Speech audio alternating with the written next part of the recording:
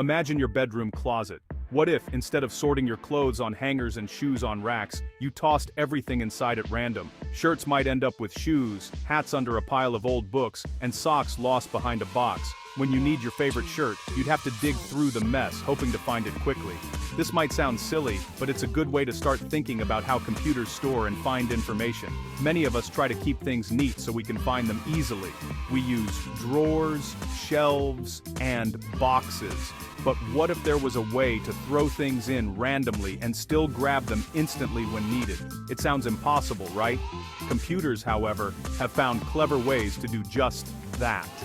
This need for speed and order in a world of chaos is at the heart of modern computer science. As computers handle more and more data, they need smart ways to keep things organized, even when everything seems random. Let's look at one of the most surprising tools they use: the hash table. As we explore, you'll see how science and creativity often work hand in hand, helping computers break the usual rules and do the impossible. A hash table is like a magical filing cabinet. Instead of carefully placing each file in order, you use a special trick to decide exactly where to put each file, no matter how messy the cabinet looks. When you need a file, you use the same trick to jump right to it, almost as if you had a secret map. At first, this sounds risky. What if two files end up in the same spot? What if the cabinet gets too full? But hash tables are designed to handle these worries. They use something called a hash function to pick a spot for each item. If two things end up in the same place, a collision, the table has ways to handle that too. Hash tables are all over the digital world. They help your phone find contacts quickly and let websites remember who you are. They're fast and clever, making them one of the most useful tools in computing. But there's something odd about them. They seem almost too good to be true. The secret of hash tables is that their randomness isn't really random. It's carefully controlled by the hash function, which acts like a master planner, making sure things rarely get lost or slow down.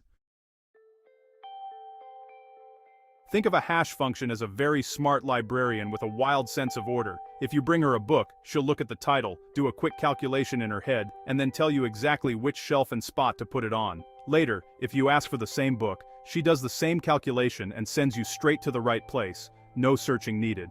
This process is what makes hash tables fast. Instead of looking through every item, the computer uses the hash function to jump directly to where the data should be. If two people have the same favorite book and the librarian tells them both to put it on the same shelf, they have to share the space. This is called a collision, but hash tables know how to manage these too. The trick is that the hash function has to be very good at spreading items out across the shelves. If too many things land in the same spot, the system slows down. But when the hash function works well, you can find anything almost instantly, even in a sea of data. Hash functions turn chaos into order with just a little bit of math magic. That's why they're such a big deal in computer science. As computers store more data, hash tables get crowded. Imagine if everyone in your town started using the same closet. Soon, no matter how clever your hash function is, things start piling up. Finding your favorite shirt gets slower as more stuff fills every corner. For years, computer scientists believed there was a hard limit to what hash tables could do. If you wanted the fastest lookups, you had to use a lot of extra room, leaving empty spots just in case. This was called the time-space trade-off. Fast searches meant spending more memory. Saving memory meant slower searches. This trade-off seemed like an unbreakable rule. It was as if the laws of nature prevented you from having both speed and efficiency. No matter how you designed your hash table, you had to make a choice.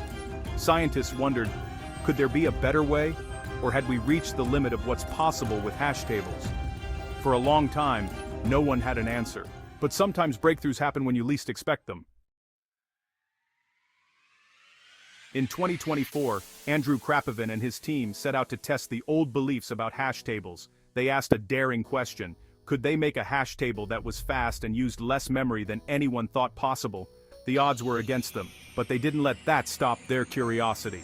The team tried new kinds of hash functions and clever tricks for handling collisions. They looked at the problem from fresh angles, ignoring the so-called rules. To everyone's surprise, they found a way to pack more data into a hash table while keeping searches lightning fast. Their method worked, even when the table was almost full.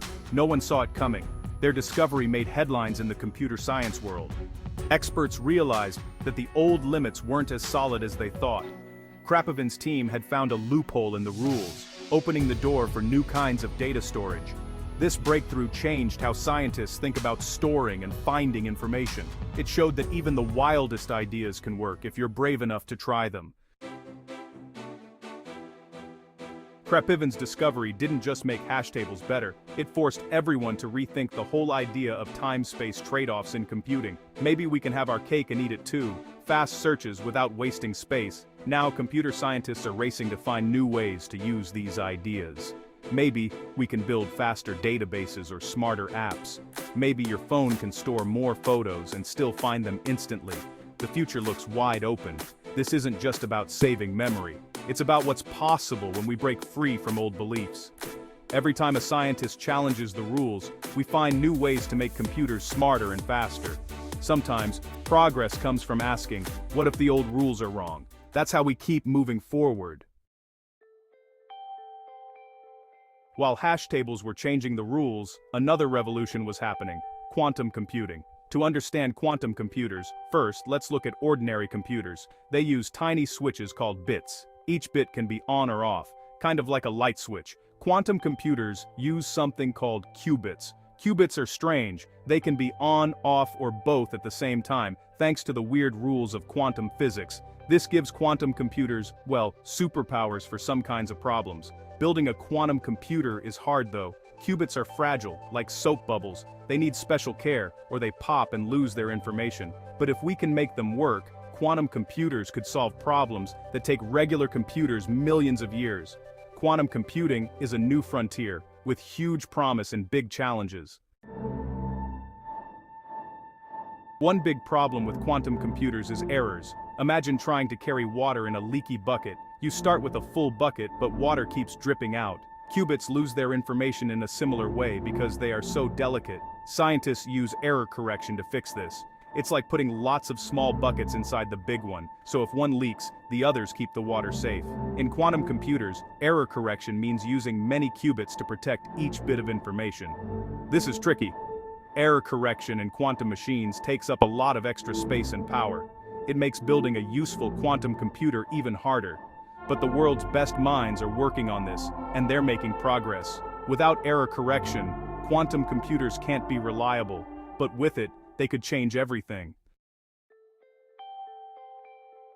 While quantum computing captures headlines, some breakthroughs happen in quieter ways. Ryan Williams, another computer scientist, made big news by finding a way for computers to solve hard problems using much less memory than anyone thought possible. He asked, "What if we didn't need so much space to find answers fast?" Williams' work is like finding a shortcut through a crowded city. Instead of using a huge truck to carry every possible map, he found clever tricks to get to the right place with just a small backpack. This means computers might solve complex problems faster and with less memory. Why does this matter? Memory is expensive and takes energy. If computers can do more with less, we save money and help the planet. Williams's discovery opens new ways to rethink old problems and imagine new, smarter computers. With each discovery, whether it's hash tables, qubits, or memory tricks, we see that the future is always bigger and stranger than we expect.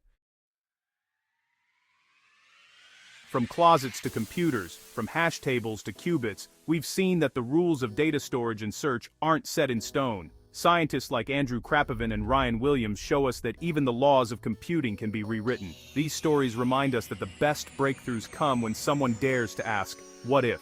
Maybe tomorrow, you'll have an idea that changes the world. Computers are our most powerful tools, but their greatest power comes from our willingness to imagine new ways to solve problems.